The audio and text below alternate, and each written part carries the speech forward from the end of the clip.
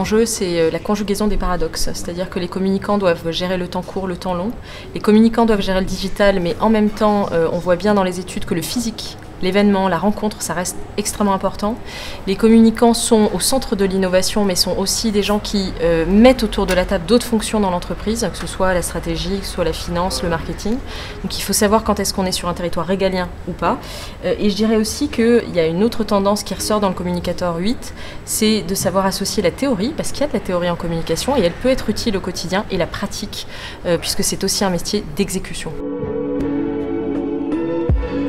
Les modèles théoriques ne sont pas tous encore d'actualité, c'est-à-dire que tous les modèles qui intègrent une dynamique, je m'explique, aujourd'hui un message ne fonctionne pas selon une autoroute, on ne lance pas son message qui va directement aux audiences, il y a du bruit autour, il y a des choses qui se passent, il y a des modèles comme celui de Berlot qui intègrent cette dynamique, qui prennent en compte la culture du pays, qui prennent en compte la réputation de la marque, qui intègrent tous ces facteurs dans la théorie.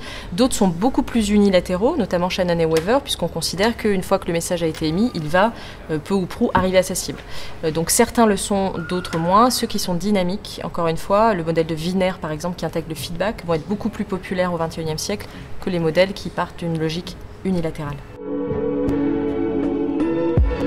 J'aurais envie de dire de manière très provocatrice, je n'en sais rien justement. Et c'est ça tout l'intérêt du travail du communicateur, c'est qu'on fait un pari. À chaque édition, on fait un travail profond sur qu'est-ce que l'on pense être contemporain, très contemporain, quels sont les enjeux d'aujourd'hui, et on fait le pari que ces choix-là vont être fiables, valides pendant les 3 prochaines années.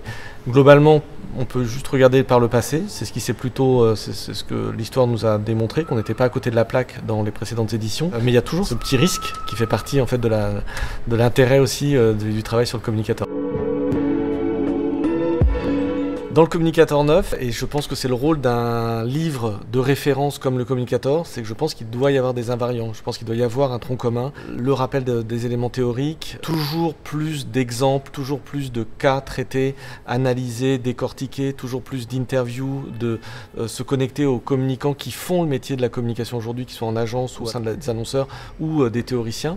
Et évidemment, il y aura évidemment plus de technologies, c'est certain. Par exemple, aujourd'hui, comment la blockchain va impacter la communication, incapable de le dire aujourd'hui, mais c'est sûr qu'on va investiguer le sujet pour le communicateur 9.